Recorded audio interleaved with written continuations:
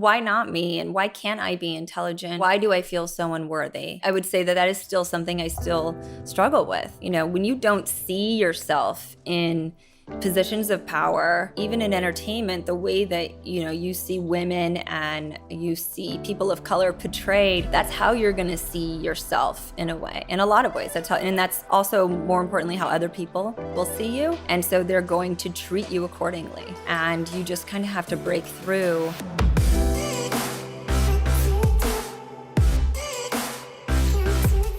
Hey everyone, welcome back to On Purpose, the #1 health podcast in the world. Thanks to each and every single one of you who come back every week to listen, learn, and grow. I'm so proud of the amazing community that we've developed over the last 2 years. And I appreciate all your reviews, all your comments on Instagram, and everything that you share with your friends and family. Now, today's guest is someone who was actually on my original list that I wanted to interview when I first launched the podcast 2 years ago.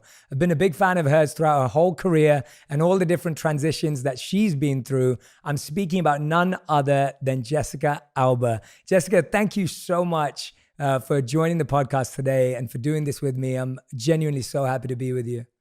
Thank you for having me. It's an honor to be here. Well, yeah, I know it's been a tough 12 months, and I wanted to start by just saying, I hope that you're well. I hope your family's well. I know that your family struggled with COVID quite a lot at this time, and, I'm sending my best wishes and my love, and just wanted to make sure everyone's okay. And would you be kind enough to share with us how you and your family have been able to cope through this very difficult time and having so many people being affected? I basically got it from being in a small juice shop. And there was one other person in there that was sick, obviously. And so that's how I got it. And I was one of those fortunate cases where it wasn't, severe symptoms. And it, truly isolating and being careful and wearing a mask really does keep other people safe. And even in my own home, that was the case. You have to wear a mask around, especially elderly people. And you just have to be safe, and you just have to get vaccinated. So it's not worth it, I can say, just based off of what happened to my family. It's just not worth it. And if you can get vaccinated, I highly recommend it, just to in any way keep yourself from getting as sick as people did in my family. Yeah, well, we're sending our prayers and love to you, Jessica, and everyone in your family, and everyone Thank you. Who's listening and watching who also lost someone during this time. And, I've shared some of my stories on the podcast of people that I lost as well. So thank you for sharing that really important message, Jessica, as well from your experience. You've played so many roles in your life. You're an actor, you're an entrepreneur, you're a mother, you're a family person. You play so many roles. What I'm interested in is which one of these roles has created the greatest growth and development in your life? Which role has had the biggest impact on you as an individual, Jessica? I would say all of it, right? Every stage of my life, I feel like I've always had, I think you have to have the mindset or the mental for, wanting to evolve and wanting to get better. And I think I was just born with that, right? And I also was pretty early on, I had a consciousness about purpose and this feeling that, we're all here for a reason. Life is precious, and at any moment, right, it can go, or you're here. And so what are you going to do with the life that you're given, the opportunity to live? So as far back as I had any sort of real understanding of myself and a consciousness, I felt like I had a purpose. I didn't know what it was. I came from very simple, humble family, and what I've done in my life and what I've achieved was in no way, shape, or form given to me, handed to me. I mean, I think if anything, there was nothing but blocks and challenges and walls and reasons why I shouldn't dream or even have the audacity to think that I could become anything. Every stage of every piece of my life, I feel like I'm always looking to be better and do better. So when I actually got the opportunity to be an actress at the age of 12, and I started working on a regular basis, I would, I prayed a lot, whether it's God or spirit or whatever it is that people pray to. I felt like if I could just channel, like, I want to do good. I know I'm here to do good. I'm not sure what that end goal is, but I promise that if I get any breakthrough, I will do good with my success. And I always attributed success with being able to do good. And then when I became a mom, that really, my sense of self, and I would say my insecurities as a person, over silly things, really sort of kept me, I think, from fully realizing my potential before I became a mom. But when I became a mom, those insecurities sort of went away. And I think it unlocked a piece. And then having a successful business also unlocked another piece. For me, that is such a beautiful foundation to start anything from, because it's so open. I think often we start thinking that a purpose is something specific and it's dialed in and it's focused and there's a clear goal. And often that can actually take us away from that innocence and that joy and that impact. Where do you think that came from for you? Was it your parenting? Was it something you experienced as a child? Where did that intention to do something good come from, and that desire to have a positive impact come from? I think because it was such a struggle and so hard for my parents. They were young when they had me, and every day was a very kind of tumultuous environment, just because they were in survival mode every day, struggling to get by. And they also didn't have necessarily the maturity or the tools to have context. So it's like they were just kind of like grabbing at anything, right? And they were constantly sort of like getting in their own way, or it was just a lot. And their relationship is very much like they love to fight and make up, fight and make up, fight and make up. And that's their dynamic, right? And it was confusing for me as a kid, because I didn't know that was their dynamic, and I also didn't know that, like, I think I just wanted peace, and I wanted security, and I wanted a sense of financial security. To me meant that you could then have peace and not be so stressed out. And so I think that to me was like, how are some people born into families where it's not like this, and others are, and then given just, I can't do anything about the circumstance I was born into, how can I sort of like change that narrative or create the life that I felt I wanted to live.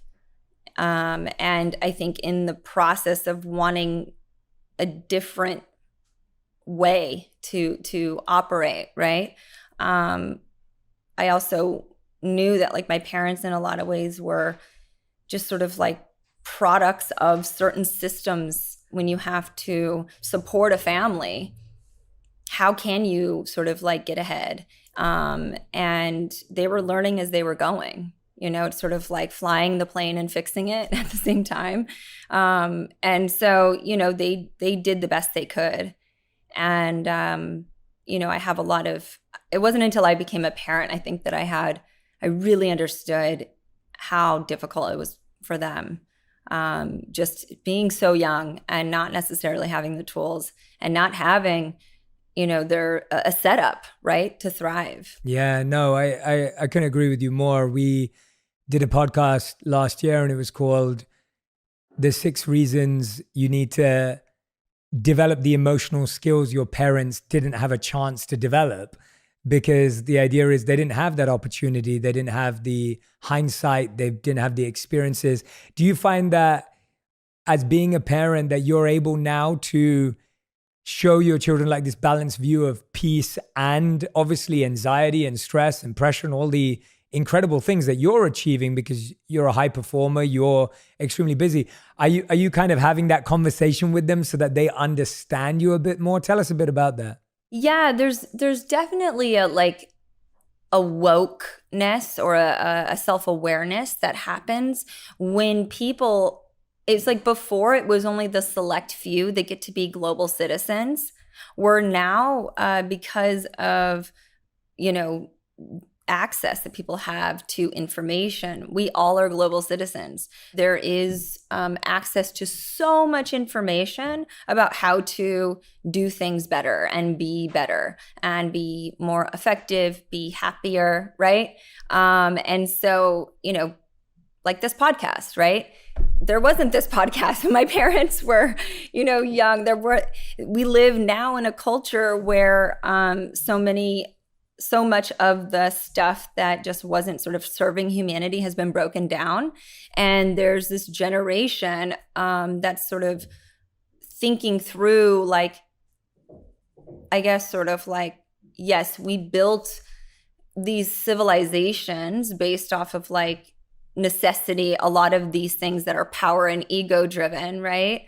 But now we're in a place where it's more about compassion, mindfulness, right? Openness. And that's how we're going to thrive and continue to thrive as a human race. And so I think, for my kids, I try to exemplify whatever that is. And at the same time, they are very aware of my faults, right? They're very aware that I, get stressed and I, get irritable and I don't sleep enough and all of those things. But, we have a dialogue about it. And I try to create a space of compassion, obviously for them, but also, just for them to sort of like know that I'm at least trying, It's a wonderful thing. I think if children know that you're trying, like you said, kids are so self-aware. I don't have children yet with my wife, but we plan on having them. And I can only look at it from seeing my friends or having been a child myself and always wondering like,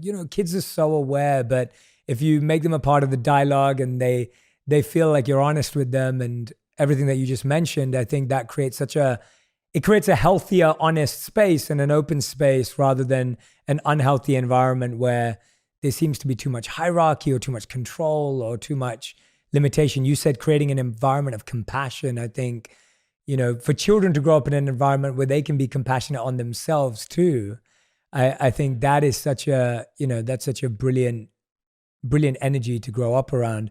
I wonder, Jessica, when you were going through transitions, because when I look at your work and your career and your journey and your purpose, there have been so many transitions along the way. Which transition made you feel the most insecure, a sense of imposter syndrome? I feel these are things that people struggle with that so much today. People are, everyone's trying to, I think everyone's been trying to switch their career. They're trying to become something they didn't train to be. And I feel like you'd have some really good words of advice. That's the story of my life. Yeah. I felt like I had imposter syndrome always, in everything, at every stage. From like, going to school with kids who when we got out of the military, when I was 9, we moved into my grandparents' house, and it was like a predominantly white, middle class suburb. And there just weren't people that looked like us. We were living in my grandparents' house. That was like a very different circumstance than most people. Most people had like, domestic help, and they had like all the things, and their parents had these established careers and were a little bit older, and they were mostly white. And so coming from like with us, we're living. My grandparents would stay with us half the week, and my parents are in a way like children when they're around the parents, right? And then we're the children as well. So there was like this very different, so I felt like an imposter syndrome there for sure. And then when I started acting, I was like, you know, I guess I always felt like maybe I did. I guess I felt like I didn't belong, and Hollywood didn't make space for people that look like me or were me. You know, they'd called me exotic, right? It was like even the word Mexican American or like, you know, Latina, like that was like such a specific thing to be that. And it was like not me. And I was like, wait a minute, but there's a lot of people that are like me that are here, you know, in this country, but it's just Hollywood didn't recognize it. And so I didn't even have a place in Hollywood. And I remember twice presenting at the Oscars, and I just felt so uncomfortable backstage. I was like, I just want to get up. I just want to do the thing, and I just want to leave. And I was like, and I was with my husband, who was my boyfriend at the time, and I was like, oh my God. There were a few actors that could tell how sort of nervous I was, and they were so sweet. And then I jumped into being an entrepreneur.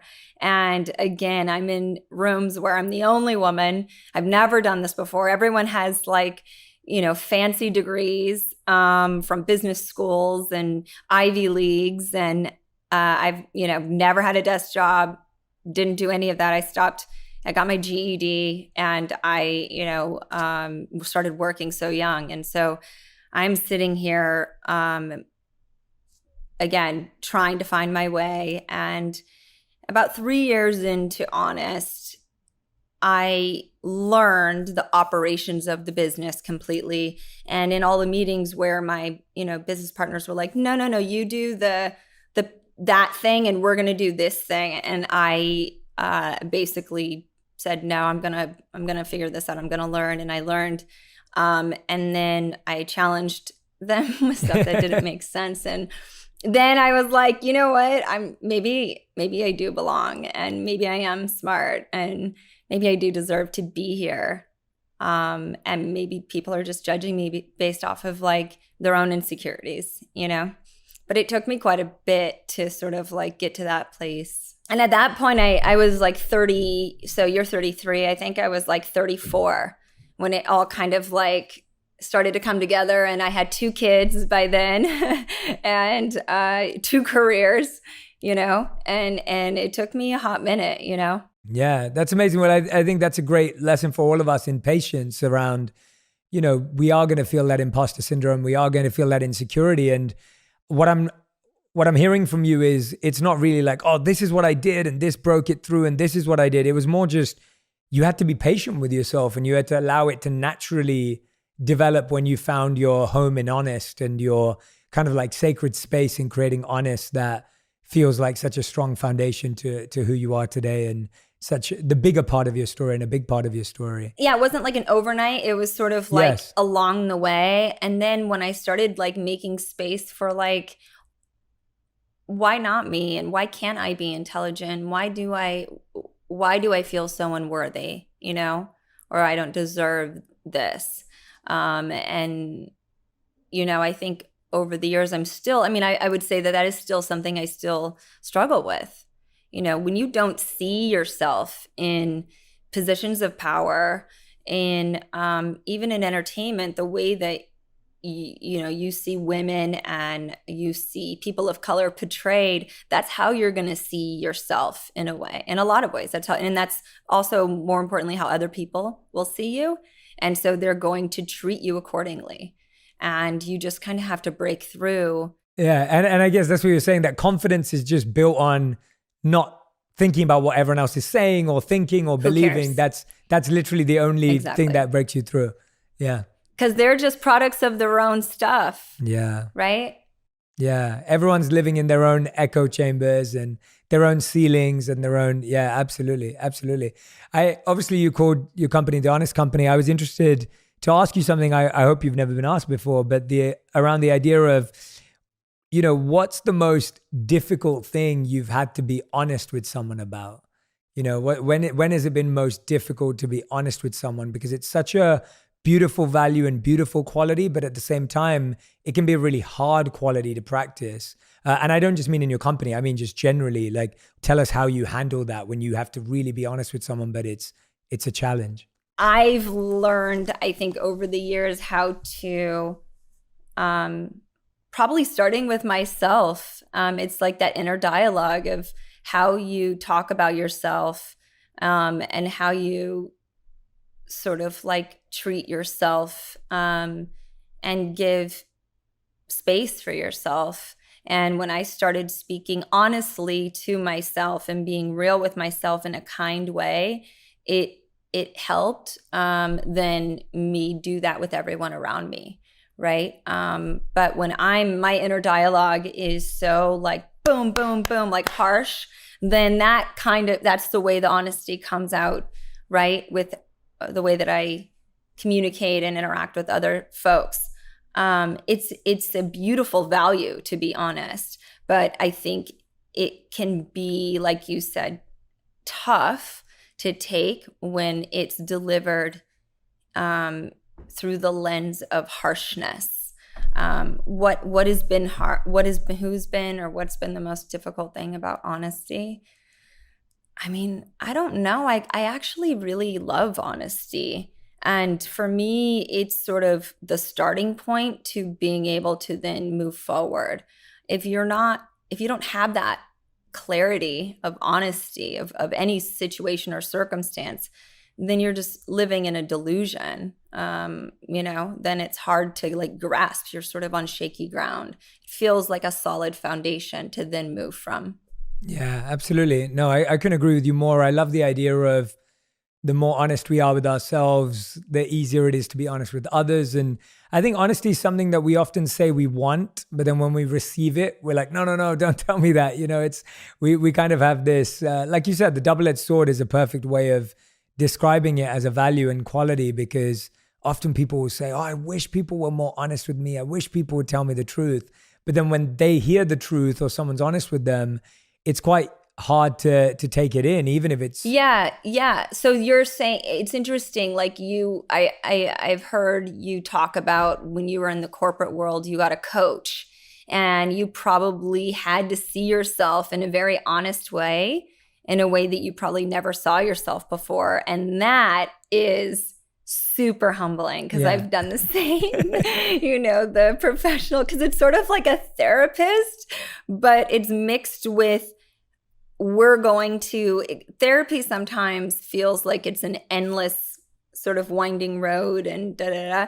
This is like therapy with a goal. Coaching in the corporate world is definitely more forward facing. It's more building, it's more development, and it's taking you somewhere. And I've always been grateful to surround myself with coaches and experts and mentors in specific areas, so that they can be honest with me with the area that they are knowledgeable in or have wisdom and experience in. Have you found good mentors in your life? How did you find them? Or do you find that you've had to kind of learn along the way? What's been your journey with that, with coaching, mentors, and outside help and support? It's weird, like when I put the energy out there that I'm open to learn, and I have like an awareness of like something that needs to be worked on, it's like the universe brings them in. They bring in the people or the circumstances or the relationships or the conversations, right? And it's not just one thing, it's sort of multiple things, right? It could be like a pattern that my daughter and I are having. And then it's also like I have a conversation with a friend who's, going through an illness, and it hits it there again. And then I go to the doctor, and my doctor brings up the same thing, and you're just like, okay, the dots are connecting. The spirit guides are coming in and helping me here. Whatever that is, God, spirit. And so I think, if you're open to being better and evolving, the universe will align to bring you all of those teachers, right? And I think there's also like, you talk about meditation, but there's also whatever that meditation is for someone, just to like give yourself the space to sort of like sit and try to focus on that, on sort of like the stillness which is very hard for, I think, type A people Yeah. to like be still. Well, you sound like from what you're sharing, you sound completely like a spiritual type A person, in a good way, in a good way. And, I can hear that, while you've been speaking, the language you use just so naturally flows between spirit and strategy and effort and energy. Like, it's like you're in between both of those. Like, you've used words and language from both a spiritual and a strategic sense. And I wonder where that, being that little girl at 12 years old who was praying and didn't know even what to, and saying, oh, I hope I can do good in the world. Like, now that you've seen the universe, God, whatever you want to call it, reciprocate with you, and you felt that, how much more strength does that give you in that process? I want to hear a bit about maybe that spiritual side that you shared earlier on. When you've seen that being returned in you trying to do good, how does that feel? It sort of like reassures me that like the journey is real, in those sort of like trusting my gut, and having it's sort of like putting in the work. Then when the opportunities arise, you can then be there and be ready for it, but you have to put in the work and prepare. And so I think I was so focused on putting in the work, and I never knew, I was like, are the opportunities ever going to arise? Who knows? But it's true that when you put in the work and you're trying, you will get those opportunities to progress. And doors will open if you're being honest with yourself, right? And being authentic. And so for me, I think before it was sort of like, I think this is it. I think this is how this works. Where now I'm like, I know this is how this works. So then it gives me sort of peace of mind that also it doesn't have to be such a grind and such a struggle. And my world used to be very black and white, and I live much more in the gray area now. And where I was like all or nothing, I'm trying to be a bit more soft in my approach, and more of a warm hug than a strong punch, which is what I used to be. Do you think that's natural in like the journey of like building something to then having built something successful, of course? Do you think that's natural? Do you think that transition of that hard punch to that warm hug, as you said it, feels like a natural transition, and it kind of has to go in that order? Or do you feel not everyone has to do it that way? Is that... I don't think people have to do it that way. That was just my way, right? It's your life circumstance, right? And your fight or flight mode and your survival sort of instincts that is really sort of like how you cope or deal with things. I appreciate what got me here, but I know it's not going to take me to that next stage. And I don't think everyone's journey is the same. But I do think that anyone who seeks to be successful in life has to have relentless perseverance.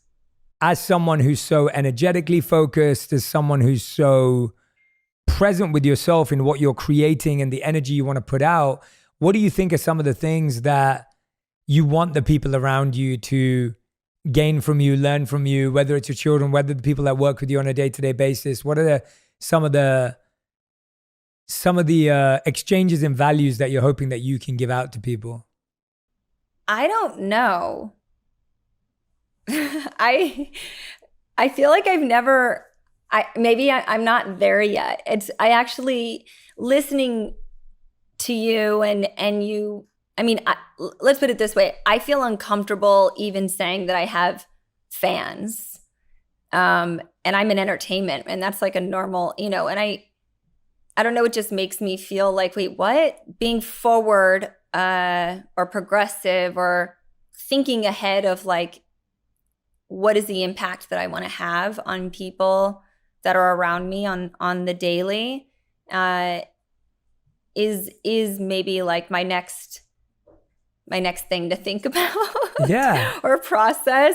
Cause I feel like, I don't know, I've been so focused on all of the other things. I think the thing that I do intuitively is I see people's potential and I see who they could be.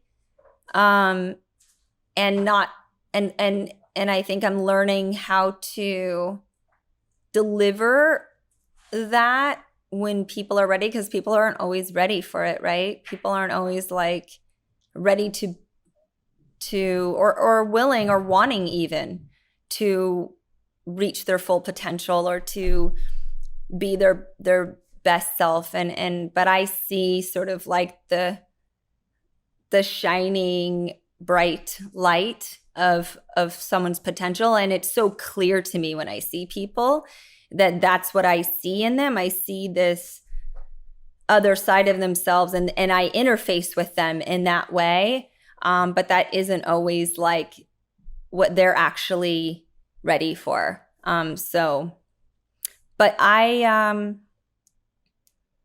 think I'm learning how to be a little bit more self-aware, to only talk to people about that when they want it, instead of just like, here's what you should do with, because it can be a little bossy as well. That's a wonderful and honest answer. And I didn't want anything else. I honestly just wanted to know how you felt about that. And so, hearing that that's what you want to work on next, and that's what you're trying to grow now and develop now. I mean, I think that's so wonderful for our audience to hear, because I think we're all going step by step. We all have things to work on. And if that's the next thing that you're focusing on, that's brilliant. And I don't think we're always fully conscious. I think there is this expectation, and that's what I'm loving so much about this conversation, is that there's often an external expectation that someone has everything figured out and everything's perfect and everything's going on. And we obviously know that's not true, but often that's the perception. And to just hear that, hey, I'm trying to figure this out and I'm learning about this and this is what I'm listening to, I think that is just such a healthy thing for people to hear. Does that make sense? Yeah, for sure. I mean, I think people will see your life through their lens and through their experience without having the context of what you go through in your consciousness, right? As you operate in the world. I look at like Jeff Bezos and I'm like, that guy's got it figured out, like he seems really happy. He's going to space. Or Richard Branson, and I'm like, they're so accomplished. They've like multiple times have gotten hit after hit after hit of like goodness and business. And they also are like, doing good with their platform, like it's like I don't know. And so for me, I guess, I could see how through my experience, I project onto others. And so I could see how that could happen. Yeah. I love hearing that, at every stage, we're all projecting onto someone else. And I'm sure, I don't know Jeff Bezos, but I'm guessing that you can do it in business. And then now you're looking at another industry and you're looking at an athlete or you're looking at an actor or a musician But he's also just like he feels like a very joyful person, just like a happy guy, And that's like, to me, I'm like, I love seeing happy people. I'm like, yes. I will let you know once we have him on the podcast. Definitely. I'll let you know. But tell me about, have you ever struggled with, or have you ever worked through perfectionism? I feel like being a perfectionist is something that happens in art. It happens in business. It happens as a CEO, as an entrepreneur. Tell us a bit about that, because I think my audience and community often ask me this, and I'd love to hear your opinion on this. It's, like I'm struggling with, being a perfectionist and getting things perfect and getting things right. Tell us about your journey with perfectionism. I am 100% a detail-oriented perfectionist. But I would say that oftentimes that's used as an excuse to not actually do anything, because you're constantly tweaking something before you just do it and commit.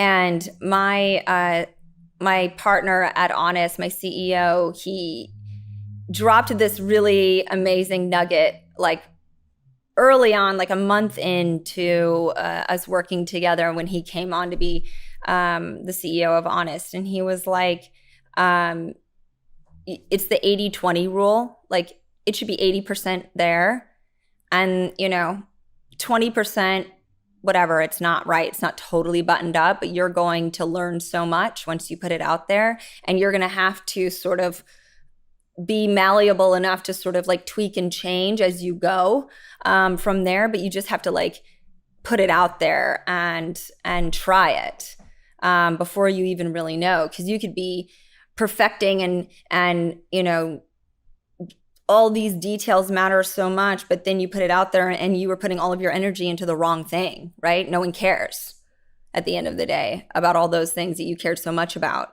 And so I think you should be a detail-oriented person, and you should have a point of view, and you should have like conviction about your point of view, because we're not robots, right? That's what matters.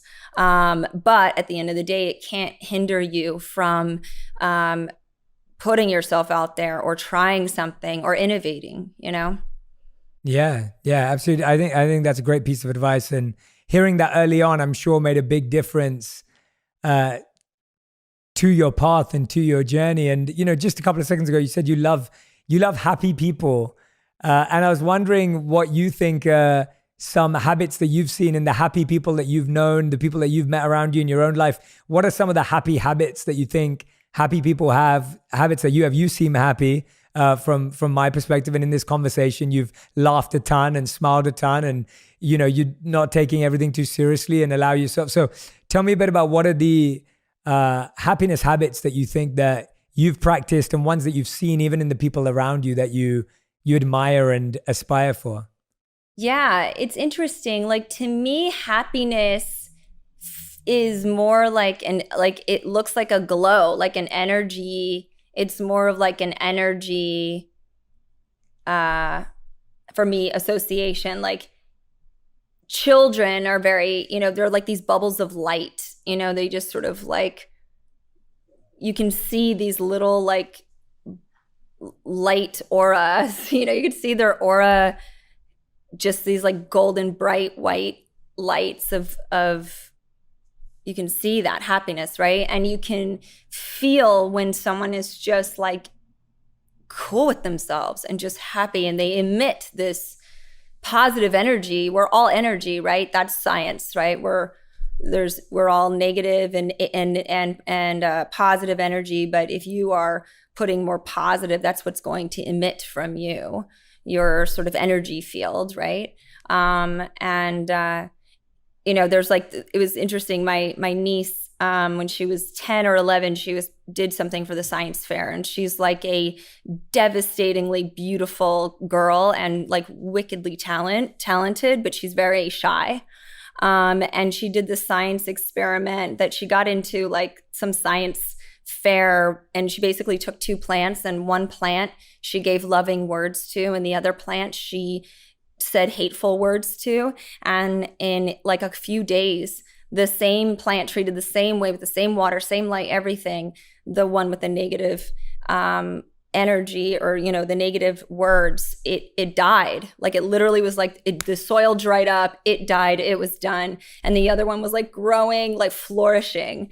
And it's just so true that you emit this such positivity and love, right? So happiness to me looks like love and light.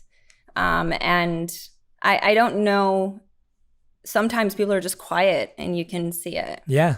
I think you're right. And I love that. I love that she chose to do that experiment. That's amazing. What a wonderful experiment to do. And for like a little girl too, Yeah, it's really cool. Such a special experiment, and to kind of get that proof so early on in life that energy is real, and what we say to ourselves is real, and what we say to others is real. You said earlier, and I love this answer that you gave when I asked you about, what energy do you want to give out to people? And you actually flipped it on its head, and it was a great answer, is that you were like, well, actually, I just notice potential in people.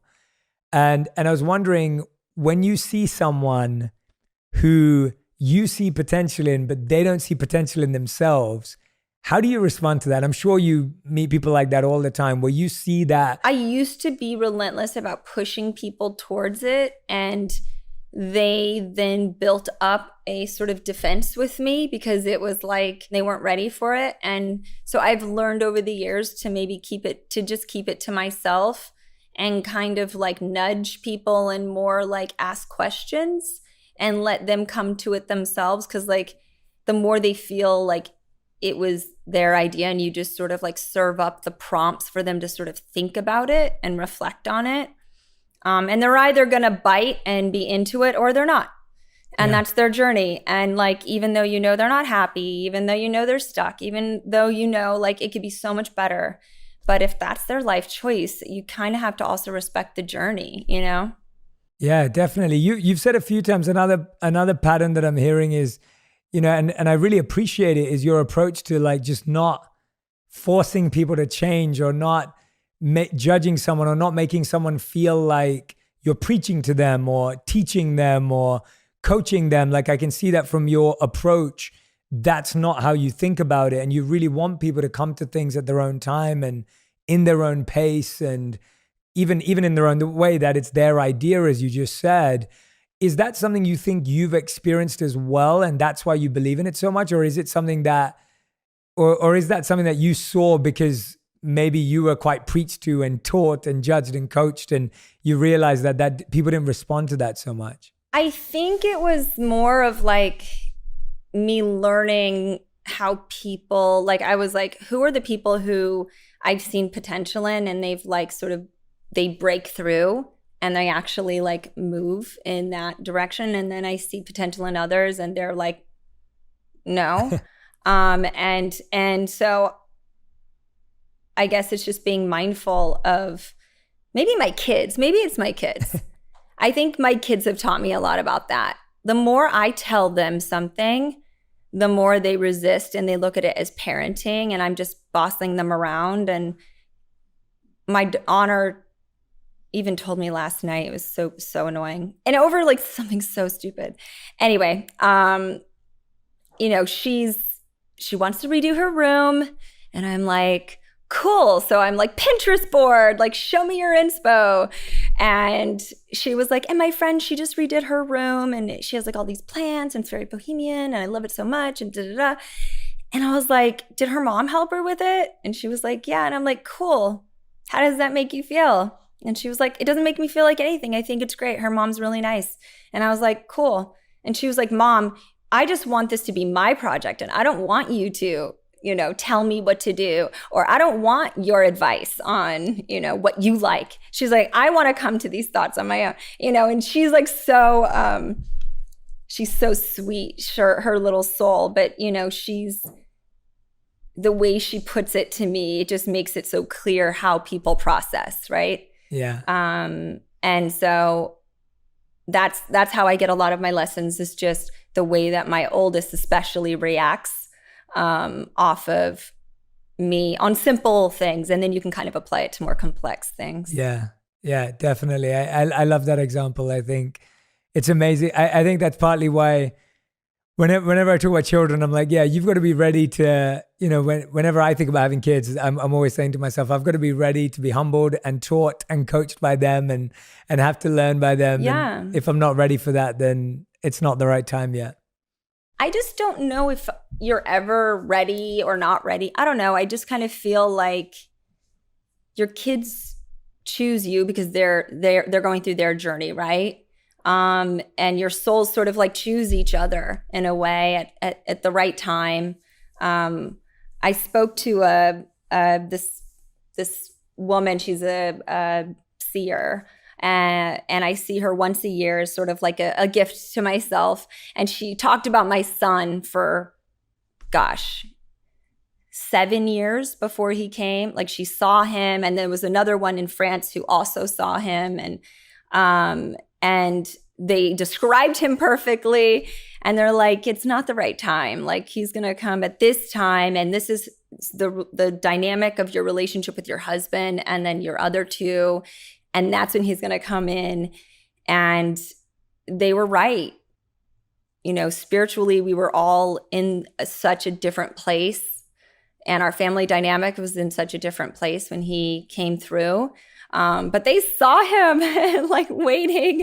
And I was like, meanwhile, I was like, I am not having 2 more kids, and then I was like, I'm not having 1 more kid. And so it's interesting how they sort of choose you and they're waiting for the right time.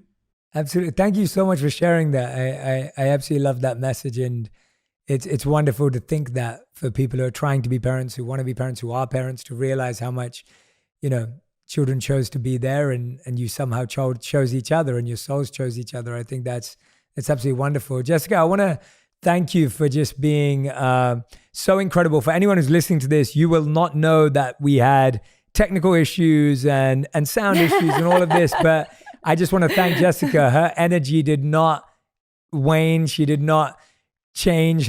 She's just been wonderful throughout this whole episode and just been giving so many thoughtful and reflective answers. And I want to, honor you for that, Jessica, because it's hard when we're doing this through a screen and all the rest of it. But you've just been amazing. So thank you so much to you, and thank you to your team who's been, behind the scenes. But we end every episode with a final 5. These are the fast 5 questions. So each question has to be answered in 1 word to 1 sentence maximum. And so, Jessica Albert, these are your fast 5. Are you ready? Mm-hmm. Okay, awesome. The first question is, what is the best advice you've ever received? Patience. What is the worst advice you have ever received? It can be more than 1 word. It can be a sentence. The worst advice is that you can't do it. Of course you can. Yeah, love that. Question number 3, your current purpose in life, the way you see it right now, the way you see what you're doing right now and why you're doing it. To channel light. Okay, question number 4, what's the first thing you do when you wake up in the morning and the last thing you do just before you go to bed? Check my calendar. True. It's a good answer. Both times. Yeah, both. It's a great answer. And question number 5, the last question I'm going to put you through the pain of answering is, if you could create 1 law that everyone in the world had to follow, what would it be? Compassion. Everyone has to be compassionate. Love that. Beautiful. Jessica Alba, everyone. Thank you so much, Jessica, for sharing your wonderful, abundant energy. I'm so glad that this conversation went off in so many wonderfully spiritual directions, energy-based conversations. I'm really, really happy and thankful for your time. I really do hope we get to connect in person one day without all of the challenges of being digitally connected. But a big, big thank you to you. If you've been listening or watching wherever you are in the world right now, please make sure that you share your biggest insights on Instagram. Tag me and Jessica as well. We'd love to see what resonated with you, what wisdom's going to stay with you, and what you're going to try and practice this week. Thank you for tuning in again. And Jessica, a big thank you to you and your team again. Thank you. Thanks for having me. If you want even more videos just like this one, make sure you subscribe and click on the boxes over here. I'm also excited to let you know that you can now get my book, Think Like a Monk, from thinklikeamonkbook.com. Check below in the description to make sure you order today.